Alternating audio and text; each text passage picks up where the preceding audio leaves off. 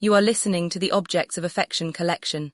Study 35, Systemic Stewardship and the Social Contract, the French primed activité as the material condition for post-luxury endurance. This study initiates a critical dialogue between the post-luxury conceptual functional art, post-luxury conceptual functional art framework, as articulated by Christopher Banks, and the macroeconomic realities of French social governance. The analysis utilizes Banks's philosophical critique of commodity fetishism, termed the aesthetics of endurance, to establish a rigorous intellectual contrast with its material counterpoint, the French in work benefit, the primed activité, PAE. The PAE's continuous and systemic revaluation, visible as its rising trend, functions as an empirical marker of the state's necessary and costly intervention into the precarious existence of low-wage workers.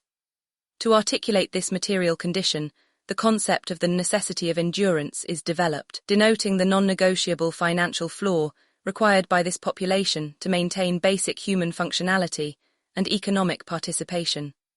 The central hypothesis argues that the state's macro-management of this benefit constitutes the mandate of systemic stewardship, a material contract that, in its continuous fulfillment, underpins and structurally subsidizes the philosophical luxury critique championed by the post-luxury conceptual functional arts micro-mandate of cultural custodianship.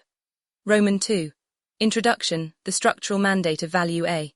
The structural void, defining post-luxury, the contemporary economic landscape, is characterized by a fundamental disjunction between perceived value and inherent meaning, a condition that necessitated the development of the post-luxury conceptual functional art, post-luxury conceptual functional art framework.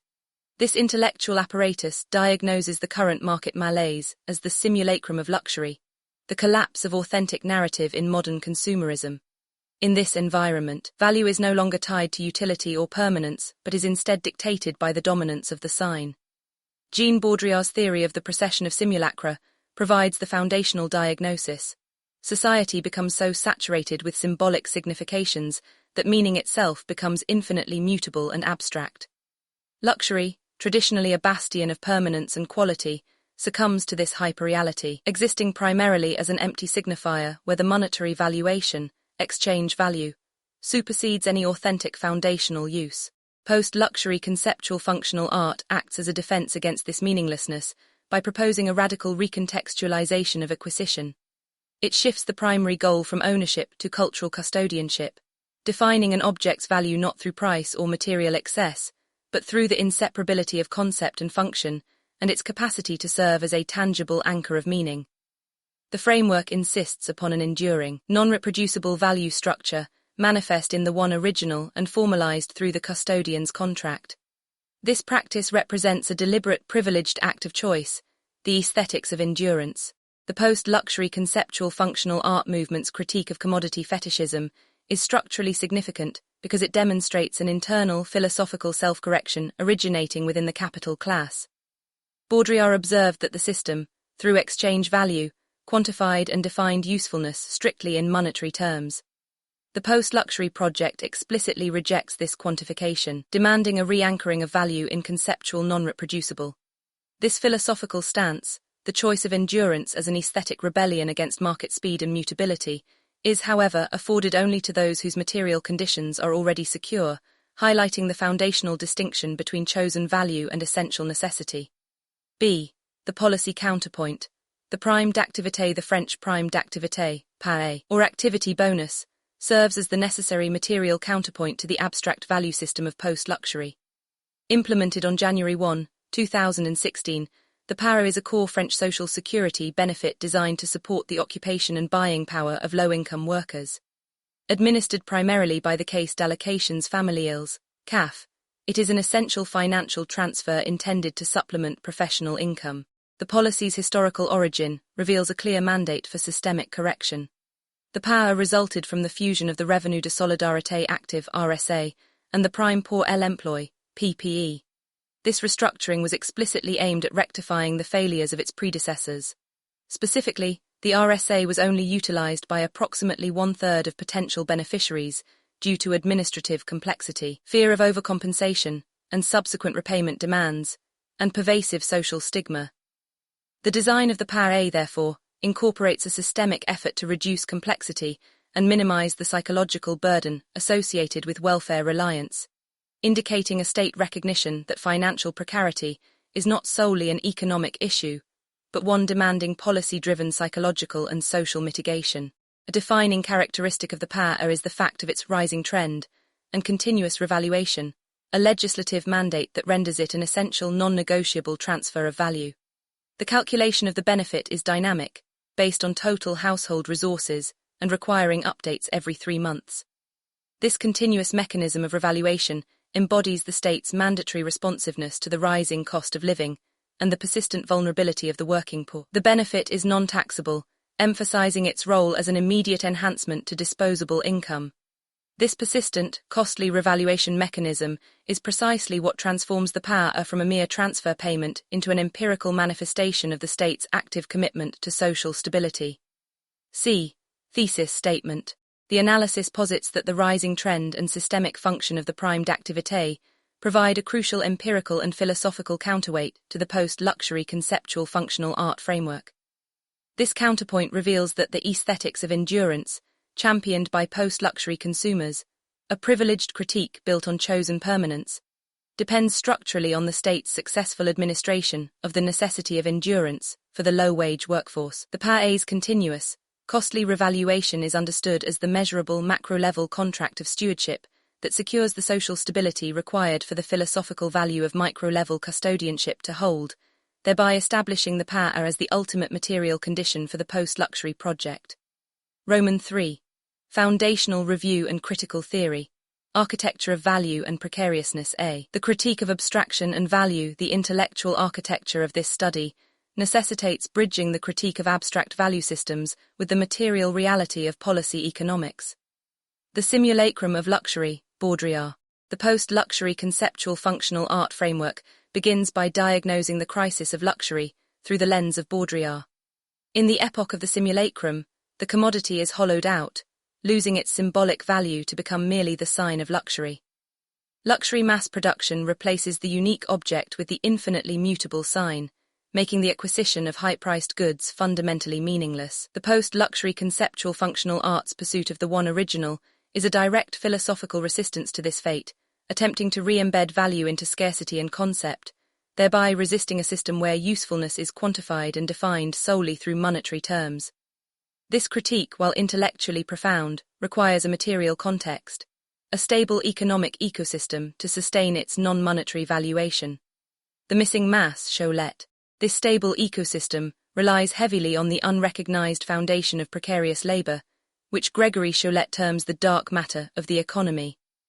This concept describes the vast, perpetually precarious labor force and supplementary policy support that sustains the hypervisible, successful sectors, including the high culture and luxury markets. Cholet argues that this missing mass of artistic and productive activity is necessary for the production and valuation of high culture, even if it remains unregistered and overproductive. The low-wage workers eligible for the PAA constitute a clear empirical manifestation of Cholet's missing mass. Their low-wage, high-precarity labor acts as the structural foundation, the metal rebar that reinforces cast concrete, of the entire French economic system. The prime d'activité viewed through this lens is the state's mechanism for recognizing, maintaining, and financially underwriting this necessary but invisible economic bedrock. The fiscal cost of maintaining this infrastructure reveals a specific political economy. If the luxury market, the light matter, gains value through its visible scarcity, that scarcity is conceptually reinforced by the invisible necessary glut of precarious labor. The PAA financially quantifies the state's necessary expense in maintaining the aesthetic and social distance between the stable, secure luxury consumer and the precarious, subsidized worker. B. The philosophy of endurance. The study establishes 2 distinct forms of endurance that underpin modern society. The aesthetics of endurance, Byung-Chul Han. Byung-Chul Han provides the philosophical framework for the post-luxury conceptual functional arts posture. Han critiques the transition from a disciplinary society to an achievement society, where subjects become their own internal exploiters, driving themselves toward psychological disorders such as burnout and depression. The post-luxury consumer, embracing the post-luxury conceptual functional art, seeks a philosophical cure for this malaise. Committing to slowness and permanence, engaging in a conscious, chosen resistance to speed and disposability. This practice, defined by the one original and the custodian's contract, is a luxury of time and reflection, afforded only because the consumer's primary, material need for endurance is already satisfied. The necessity of endurance. In sharp contrast, stands the necessity of endurance. This is the imposed material requirement for the low-wage worker to persist within an economically fragile existence. Their endurance is not a philosophical position, but a pragmatic imperative. The state's support via the PAA is required because the economic environment dictates a high-stress, precarious pace that necessitates external financial stabilization. The state's previous efforts to reduce administrative complexities and social stigma associated with benefits are not simply economic measures. They are attempts at mitigating the psychological burnout and social alienation inherent in precarious labor, thereby directly addressing the structural conditions critiqued by Han. The PAA functions as the financial life support required for this segment of the population to avoid systemic human capital collapse. C. The policy mechanism. A review of the prime d'activité, the operational mechanics of the PAA, demonstrate its role as a dynamic stabilizer within the French social security framework. Legislative and functional mandate. The PAA was created by Law 2015-994, effective January 1, 2016, replacing the previous insufficient RSA and PPE provisions. Its detailed codification in the Social Security Code confirms its status as a fundamental structural protection. Book 8, L841-1 to L847-1. The benefit calculation is intentionally dynamic, factoring in all household resources, salaries, unemployment benefits and other assistance, and necessitating quarterly declaration updates. The non-taxable characteristic ensures the benefit acts as an immediate and unencumbered increase to disposable income. Empirical evidence of systemic effort. The 2019 revaluation, the large-scale revaluation of the individual bonus in 2019, provides compelling empirical evidence of the state's commitment to active macro stewardship. This intervention was significant in both scope and cost. Expansion of reach. The reform induced a simulated 37% increase in the number of beneficiary households. This massive expansion was primarily driven by the extension of eligibility, which accounted for nearly 80% of the increase, successfully opening the benefit to households whose income was previously just too high to qualify. Monetary impact. The maximum individual gain for a minimum wage earner was €90 per month. Model simulations estimated an average gain of €70 per month for beneficiary households due to the reform, with existing beneficiaries seeing an average PAA increase of €12 per month, rising from €173 to €185. Fiscal commitment. The total expenditure for the PAA ballooned by €1 billion, plus 75%, in 2019 compared to the previous year. This staggering investment quantifies the material weight of the state's commitment to its mandated social contract, demonstrating a political willingness to invest in the stability of the low-wage labor pool. The analysis of the 2019 data further reveals the PAA's role as a critical anti-fragility mechanism. INSEE reports confirm that for poor households, the PAA adjustment more than offset the potential negative fiscal consequences of freezing and under-indexing other social benefits. This demonstrates that the PAA is an active, counter-cyclical instrument of redistribution, essential for ensuring the productive viability of the nation's human capital despite broader economic strains. Furthermore, the state's action functions as a political thermostat.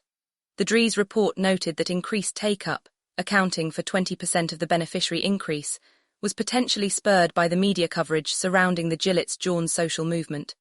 This observation establishes a direct, measurable link between economic necessity, political volatility, and decisive policy implementation.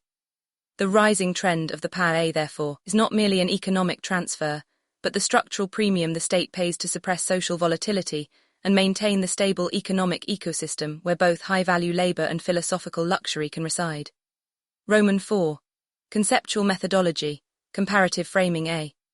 Conceptual analysis. This study employs conceptual analysis to define and structure the analytical distance between the post-luxury critique and the French social policy response. The core intellectual exercise is the framing of the dual mandates of endurance and stewardship. The aesthetics of endurance is the voluntary, philosophical commitment to permanence, slowness, and non-reproducible value, as a critique of capitalist ephemerality, achievable only by the economically secure subject. Its object of stewardship is the unique cultural artifact. In contrast, the necessity of endurance is the imposed, material requirement for a low-wage worker to persist, quantified by the financial buffer needed to avoid systemic human capital collapse. Its object of stewardship is the economic viability of the working citizen. The Materi in this context supports the capability expansion of the working poor, ensuring they retain the means to live a life of minimum dignity, aligning with the philosophical metrics of capability theory. This dichotomy establishes the analytical contrast between chosen value, post-luxury conceptual functional art, an ethical and intellectual position, and essential value, Materi, a prerequisite for sustained human functionality. The ability to critique speed and ephemerality is a luxury of time and reflection. The need for the Materi is a necessity for physical and economic survival. The third crucial term is systemic stewardship. This is defined as the macro-level governmental mandate to manage policy, specifically, economic stabilizers like the Materi, not merely for individual welfare, but as a risk reduction strategy across the entire economic system. This stewardship aims to prevent broad economic harm that would negatively impact all facets of the economy, including the interests of employees, consumers, and shareholders. B. Contextualizing policy data as action. In this comparative framework, the rising trend data of the primed activité is consciously utilized not for conventional econometric modeling, but as empirical evidence of policy effort. The data points, the 37% surge in beneficiaries, the multi-billion euro expense increase, measure the state's measurable dedication to fulfilling a social and systemic mandate. The magnitude of the Materi intervention, particularly the substantial monetary increases for minimum wage earners, is interpreted as a quantification of the state's political and fiscal will to maintain the viability of its human capital. The data points measure the material cost of doing stewardship right, aligning with the necessity of adequate and sustainable financing for social protection systems to ensure the progressive realization of systemic stability. By focusing on data that demonstrates structural correction, specifically, the Materi's capacity to offset the negative impact of freezing other benefits, the analysis establishes the Materi as the state's binding macro-stewardship contract. This contract is the continuous, costly guarantee of functional economic life for its labor base, providing the essential infrastructure upon which all complex systems, including the high-value luxury sector, depend. The continuous rise of the Materi demonstrates that this is not a one-time fix, but a necessary response to the deepening structural flaws in the market economy that create persistent precarity, functioning as necessary damage control against rising income inequality. V. Analysis and discussion. The symmetry of stewardship. A. The two endurances. A humanizing contrast. The philosophical integrity of the post-luxury project is rigorously tested by the material reality of the primed activité.